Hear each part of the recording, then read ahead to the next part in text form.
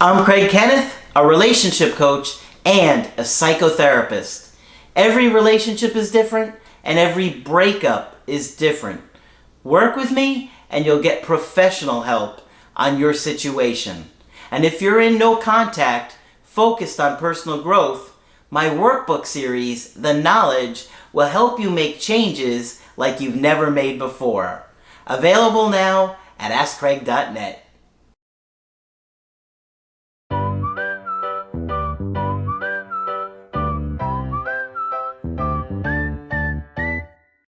Hi there, I'm Coach Craig Kenneth. And I'm Coach Victoria. And in today's video, we're going to be talking about how to deal with a breakup when your ex suddenly returns. Many of you are praying for this moment. Yes, and it always shocks you when it happens. It doesn't matter when it happens. A lot of times you're like, I can't believe it. It's when you're kind of least expecting it. You just go to check your phone and boom, you got a message from them. And you're going to be in a state of shock. And you've got to stay calm because many people will get so excited and overwhelmed, they completely forget about all the strategies, all the ideas we talk about, and they just bombard their ex with messages and it completely turns them off. Oh yeah. It touches something inside of you to where you were hoping for this whole time, and finally you get what you want. And it can cause you to completely forget everything that you've worked on because of your excitement. Yep. So you got to stay calm and you got to kind of slow things down. Because, you know, sometimes when an ex comes back, it's kind of like a gradual return. You're texting here and there and, you know, you're working towards like seeing how it's going to go. But sometimes, particularly if your ex is insecure, they will feel that massive amount of anxiety themselves and kind of bombard you and surprise you. And all of a sudden, like, they're afraid of losing you, like you were at the breakup. Now the roles have reversed and they're going to overwhelm you. And they're going to come on really strong. And they're going to bombard you. And you can get really swept up in it. And you've got to stay centered if you're really going to turn this around in a healthy way. Right. And that's usually what we see when we see a more anxious ex or an ex with a more anxious attachment style, is that something inside of them gets triggered and then suddenly they are reconsidering things very fast. So this does happen and we want you to be prepared for it. Now, if you yourself are more avoidant, also be prepared to have that feeling of excitement at first, but then you might not expect this, but that feeling to want to distance might come up soon after too. Well, what's interesting is that anger will come up all of a sudden. Oh yeah.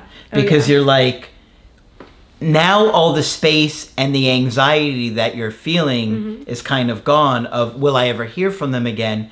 And now this anger comes up with, I can't believe you did this to me. Right. I can't believe you put me through all of this waiting, all of this heartbreak, and you expect me to just come back and reunite so easily. You know, resentment can build during a breakup, and it's so important for you guys to pause, evaluate how you're feeling, process the hurt of the breakup. That's right. Because a lot of times what happens is, okay, you get back into this relationship, but then you're bringing up the fact that they broke up with you for months on end. Yeah, and it's just going to spiral out of control because they're going to come from a place of, I felt like I needed to do it at the time and I love you and I want to fix this, and you keep bringing that up. How are we going to fix this now when you're obsessed about that, how badly it hurt you or that I was able to do it to you in the first place? Yeah. And it's important that you process these feelings so that you're not robbing yourself of the opportunity of reconnecting with your ex, if that is what you wanted, if that is what you want. You know, it's kind of like a kid when a kid is screaming and crying for an ice cream or something, and they're so upset, and you get to the point where you do give them what they're asking for, they're too mad to even consider it. They're like, get that corn out of my face. No, get that ice cream out of my face. Yeah. Because they're so upset from the hurt. It's irrational. Yeah, They're just so irrationally hurt and angry that they can't see things clearly, that now they've got what they want. Right. And and so what happens sometimes is that they come back and now you don't feel this imbalance of power anymore. Maybe you even feel like, oh, now I don't want you anymore. Well, that's not healthy. I mean, if you're, coming from that place, that's about you, and that's not really a healthy place to be. Oh, yeah. And our egos can get so wrapped up in it, too. Being in a position to where you're dumped, you feel rejected, to now your ex is coming back, you're thinking, oh, well, I'm going to let you suffer a little bit. Sometimes we can get kind of cynical when we've been through some hurt. Yeah. Yeah, you want to get revenge on them. Right? Yeah. But, we're really focused on trying to help you guys have something healthy. And, obviously, if you were in an abusive or toxic relationship, we're not pushing you to heal that or even necessarily forgive that person. I saw a comment the other day that somebody was like, well, I don't think you should be so nice to every single person or somebody that's been toxic or abusive. I'm like, when did we ever say you should? Yeah, no. In fact, if you watch me during a lot of email coachings, how I get mad when somebody's being mistreated. You do. Right? And it's authentic because I don't want to see people mistreated. So no, we don't want you to take somebody back if they were toxic and abusive and they're going to continue to do it. And a lot of our videos are general, so remember that. A lot of times when we're talking about relationships, some things don't apply if there is physical, emotional, verbal abuse going on. We do have some hard boundaries. We always say protect yourself and take everything that we say into consideration. So if your ex does come back, don't be petty. Right? Don't be like, oh, well, now the shoe's on the other foot. I mean, you don't really want to come from that place, especially if this is somebody you supposedly care about, right? Because that's really why you want them back, isn't it? Because it's somebody you care about and want to have a healthy relationship with. If you're just doing it for revenge, living your best life is the best way to do that, So don't take them coming back for granted, because they could come back and explore things with you and then say, you know what? I don't like the way you're handling this. I think you're being immature.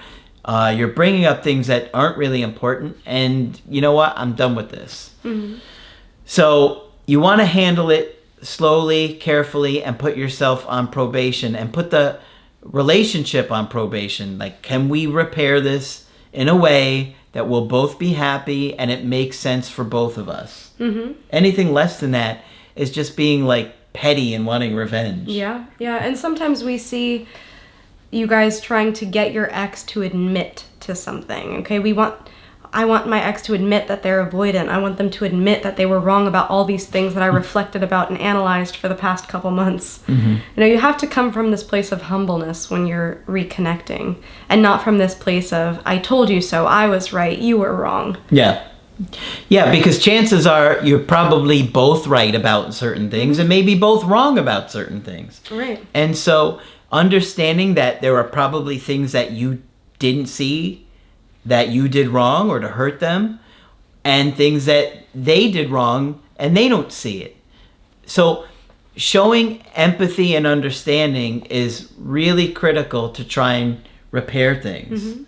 And trying to get to a place where you're trying to figure out what they felt, what they were experiencing, why they might have left, what their valid points are.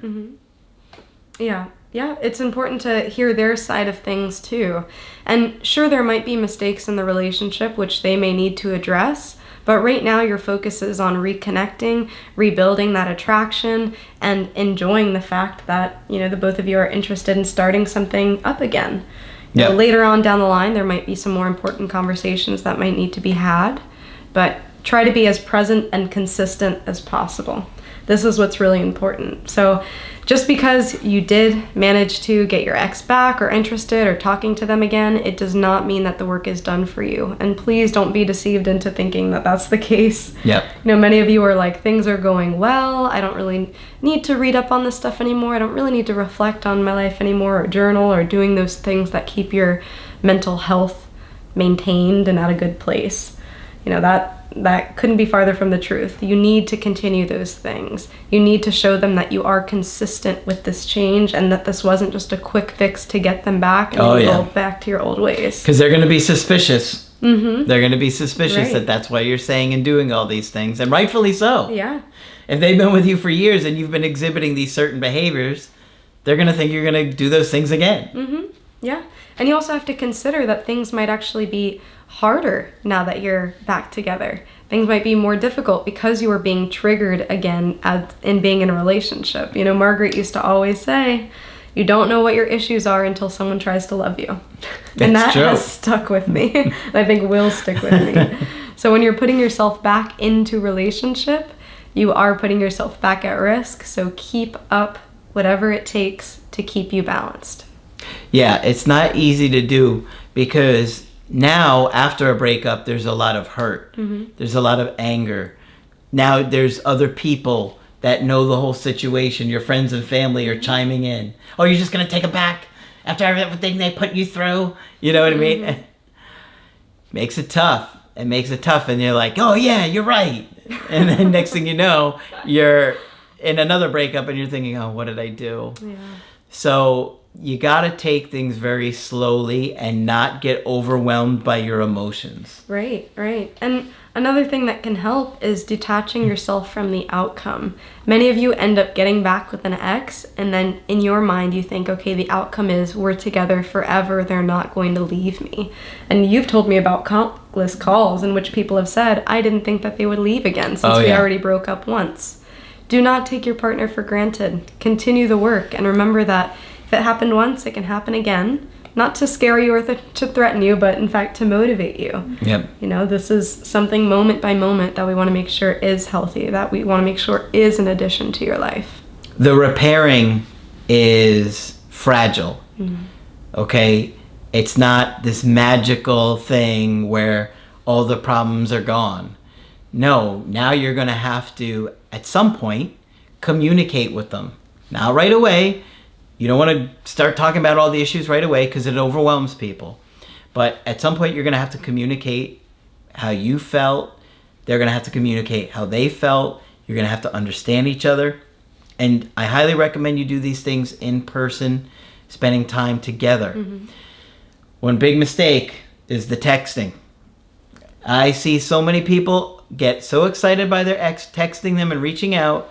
There's a giant texting war going on, right? It completely falls apart because very little of what we're trying to communicate is given through a text message. You know, it's not, you can't hear the person's tone. You can't see the person, what they might be feeling. You're not going to be as empathetic towards them. It's just going to be about barraging them with how you feel and what you want. Yeah, there's so much of our communication that is through body language. And so meeting in person, having that eye-to-eye contact, having our bodies be close to each other, picking up on their pheromones. Okay, I'm going deep into this, but there's a lot to being in person. Yeah. You know, there is a lot to it. And it's much more conducive to a healthy relationship to start back up in a slow way, in a very intentional and peaceful way, than to try to create all these sparks again and make it be really passionate and very intense, and then for it to go out like a match. So. Yeah, and you know, little things can make a huge difference. Please understand, little things are what makes the difference between the people that hear from their ex and turn it around and the people that get emotional, blow up the other person's phone, get angry at them, lash out at them, try and force things. All those things are just going to squash the connection and scare the person off again. Yeah, and one thing to consider is that it might be your ex that is instigating or wanting to text constantly or wanting to connect and be passionate and very intense in the beginning. You have to show that emotional self-control to say, you know what, I'm actually interested in something, you know, more long-term, maybe more serious if that is your case, and saying, let's slow things down here. You know, if you find that your ex is trying to go 0 to 100, so. Yeah, there's a lot. And obviously, we're talking about generalized things that we see here.